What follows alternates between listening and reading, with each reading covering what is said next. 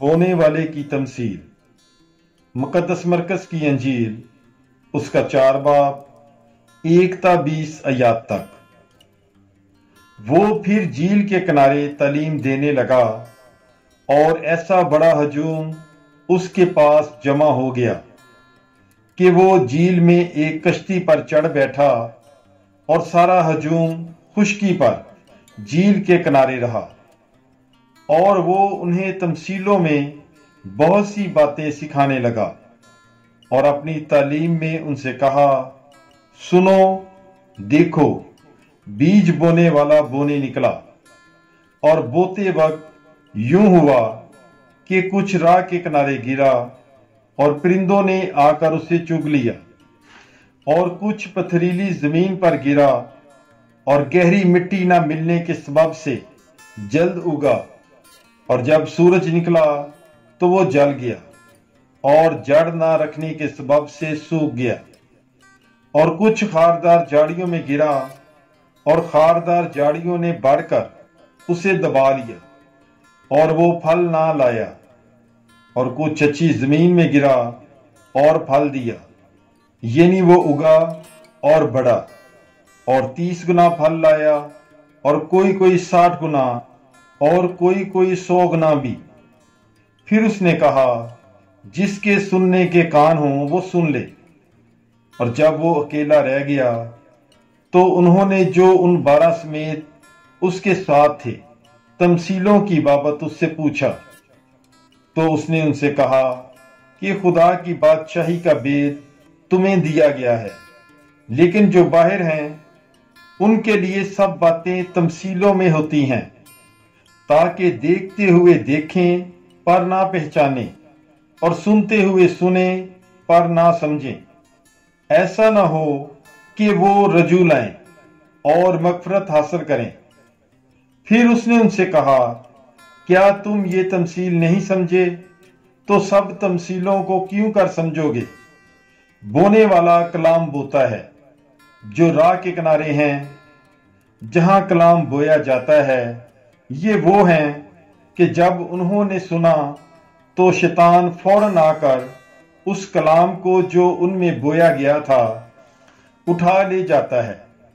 اور اسی طرح جو پتھریلی زمین میں بوئے گئے، یہ وہ ہیں جو کلام کو سن کر جلد خوشی سے قبول کر لیتے ہیں، لیکن اپنے میں جڑ نہیں رکھتے، بلکہ چند روزہ ہیں، اور جس وقت کلام کے سبب سے مصیبت یا ایذا برپا ہوتی ہے تو فوراً ٹھوکر کھاتے ہیں۔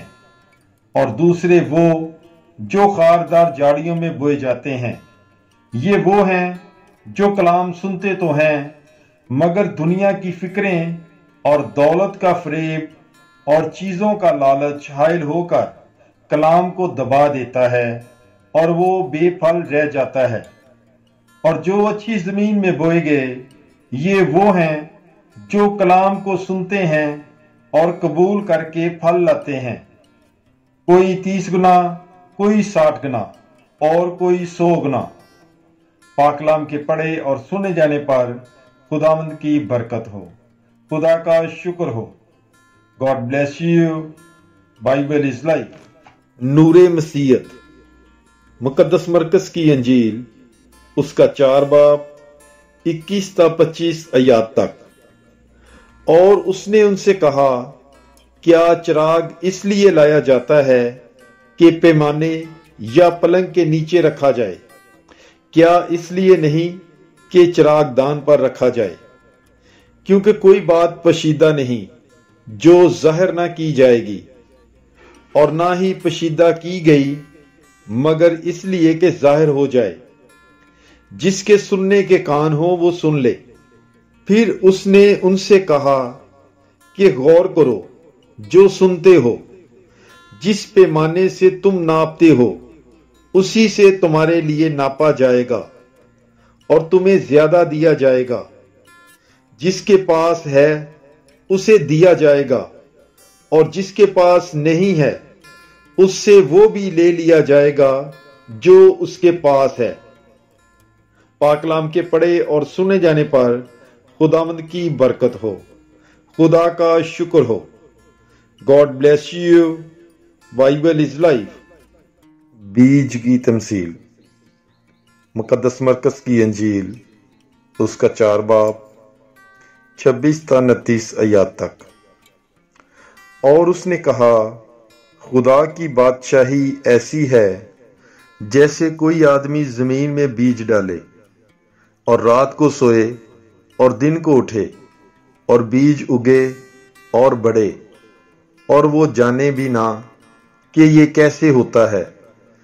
जमीन खुद ब खुद फल लाती है, पहले पत्ती, फिर बाल में पूरे दाने, और जब फल पक जाता है तो वो फौरन दरांती लगाता है, क्योंकि काटने का वक्त आ पहुंचा।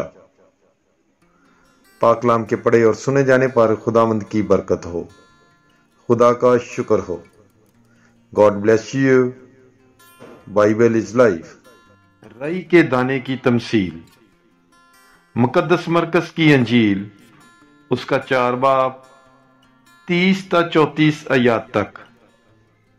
फिर उसने कहा कि हम खुदा की बादशाही को किस से तशबीह दें या किस तमसील से उसे बयान करें। वो रई के दाने की मानद है कि जब जमीन में बोया जाता है तो जमीन के सब बीजों से छोटा होता है, लेकिन जब बोया गया तो उगता और सब तरकारियों से बड़ा हो जाता और ऐसी बड़ी डालियां निकालता है कि आसमान के परिंदे उसके साये में बसेरा कर सकते हैं। और वो ऐसी ही बहुत सी तमसीलों में उनकी समझ के मुआफिक उनसे कलाम करता था और बेतमसील उनसे कुछ ना कहता था, लेकिन तन्हाई में अपने शिगिर्दों को सब बातों के मानी बताता था। पाक कलाम के पढ़े और सुने जाने पर खुदावंद की बरकत हो, खुदा का शुक्र हो। God bless you. Bible is life. तस्कीने तूफान। मुकद्दस मरकज़ की अंजील उसका 4 बाब 35 ता 41 आयत तक।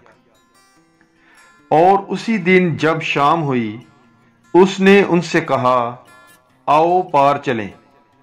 और वो हजूम को रुखसत करके उसे जिस तरह के वो कश्ती पर था ले चले, और उसके साथ और भी कश्तियां थीं। और बड़ी आंधी चली और लहरें कश्ती पर यहां तक लगीं कि कश्ती पानी से भर चली थी, और वो पिछली तरफ गद्दी पर सो रहा था। तब उन्होंने इसे जगा कर कहा, ऐ उस्ताद, क्या तुझे फिक्र नहीं कि हम हलाक होने को हैं? और उसने उठकर हवा को झिड़का और झील से कहा, खामोश, साकत हो। तो हवा बंद हो गई और बड़ा अमन हो गया। और उसने उनसे कहा, क्यों डरते हो? अब तक ईमान नहीं रखते? वो नहायत डर गए और आपस में कहने लगे, ये कौन है कि हवा और झील भी इसकी अतायत करते हैं। पाक कलाम के पढ़े और सुने जाने पर खुदावंद की बरकत हो, खुदा का शुक्र हो। God bless you. Bible is life.